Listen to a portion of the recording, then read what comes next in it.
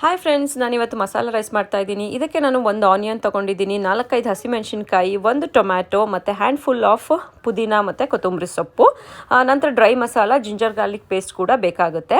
ಮೊದಲಿಗೆ ಆಯಿಲ್ ಕಾದ ನಂತರ ನಾನು ಡ್ರೈ ಮಸಾಲಗಳನ್ನೆಲ್ಲ ಹಾಕ್ಕೊಂಡು ಸ್ವಲ್ಪ ಕ್ಯಾಶ್ಯೂಗಳು ಹಾಕ್ತಾ ಇದ್ದೀನಿ. ಇದು ಆಪ್ಷನಲ್ಲು. ಇದಾದ ನಂತರ ಆನಿಯನ್ನು ಮತ್ತು ಗ್ರೀನ್ ಚಿಲ್ಲಿನ ಹಾಕಿ ಸ್ವಲ್ಪ ಫ್ರೈ ಮಾಡಿಕೊಂಡು ನಂತರ ಇದಕ್ಕೆ 2 table spoon ginger garlic paste ಹಾಕ್ತಾ ಇದ್ದೀನಿ. ಅದು ಬಾಡಿಸ್ಕೊಂಡಾದಮೇಲೆ ಟೊಮ್ಯಾಟೋಸು ಮತ್ತು ಕೊತ್ತಂಬರಿ ಸೊಪ್ಪು, ಪುದೀನ ಹೆಚ್ಚಿಟ್ಕೊಂಡಿದ್ದು ಹಾಕ್ತಾ ಇದ್ದೀನಿ.